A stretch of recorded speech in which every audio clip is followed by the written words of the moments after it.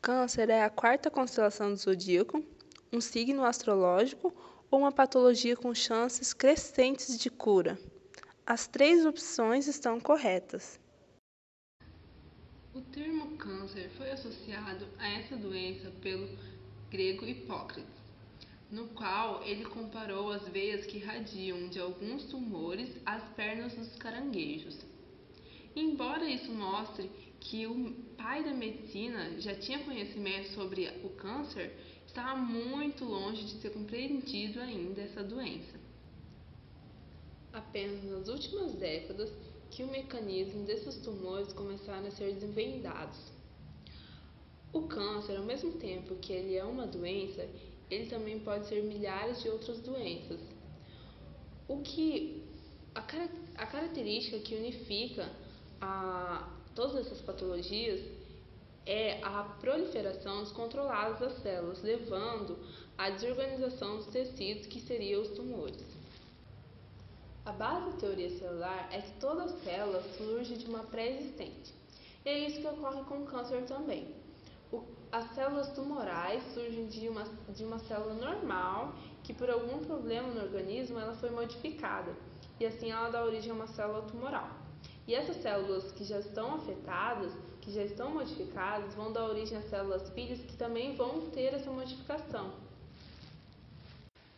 As questões sobre a participação dos vírus na formação de tumores só vieram a ser respondidas ao final dos anos 70, quando houve uma compreensão detalhada sobre a origem evolutiva dos genes virais causadores do câncer. O acúmulo de mutações no material genético pode levar uma célula normal a se tornar uma célula cancerosa. Logo, uma célula sadia pode sofrer mutação em um proto-oncogene, proliferando de forma não controlada, gerando células pré-cancerosas. E estas podem sofrer mutações em outros proto-oncogenes e em genes supressores de tumor. Já ali na figura 3, ela origina células cancerosas com potencial de formar tumores. Em 1927, o geneticista norte-americano Herman Miller descobriu que os raios-x induziam mutações no material genético das moscas das frutas. Isso levou à hipótese de que o câncer poderia ser uma consequência do dano causado pelos raios-x no material genético. Por essa descoberta e outras pesquisas sobre mutações genéticas, Miller ganhou o Nobel de Medicina em 1946. A mesma ideia, a de que danos genéticos poderiam causar cânceres, já havia sido proposta em 1914 pelo biólogo alemão Boveri, ao observar cromossomos anômalos em células tumorais. O câncer pode ser considerado uma doença genética uma vez que é desencadeado por alterações no DNA da célula. No entanto, ao contrário das demais síndromes genéticas humanas, o câncer não é necessariamente uma doença hereditária.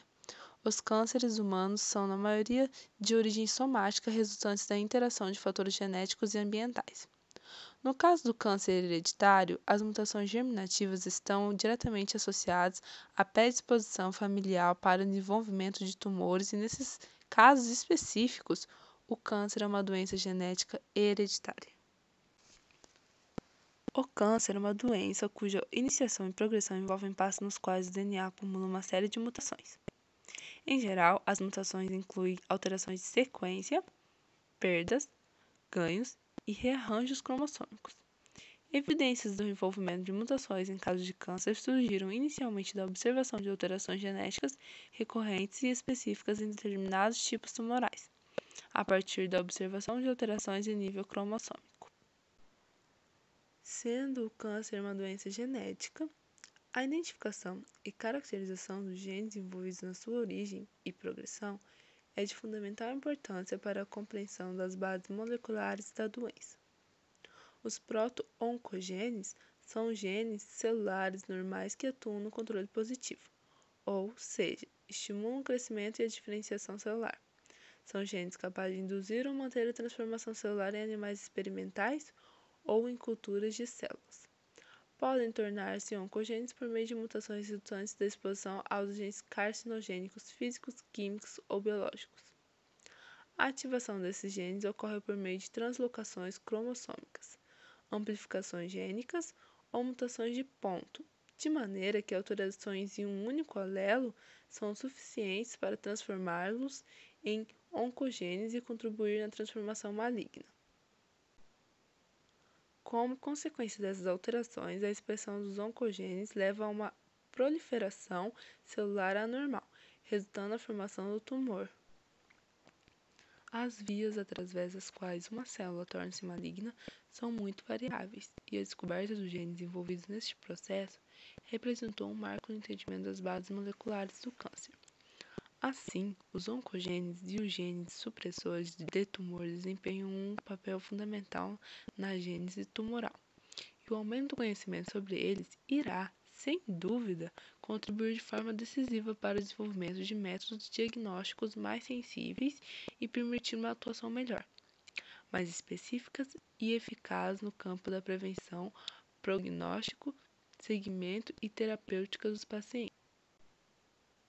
Atualmente, a importância prática do conhecimento dos chamados genes do câncer deve-se ao fato de que eles são alvos potenciais para novos tipos de terapias, que procuram eliminar seletivamente as células cancerosas, poupando as células normais e reduzindo os efeitos colaterais para os pacientes. O mapeamento e o sequenciamento do genoma desenvolvidos durante o projeto Genoma Humano revolucionaram a oncogenética. Depois de mais de 2 décadas de pesquisa relativa ao DNA, surgiu a necessidade de se investigar o câncer em relação à atividade transcricional das células tumorais, pois acredita-se que tal atividade transcricional pode fornecer valiosas informações sobre a doença.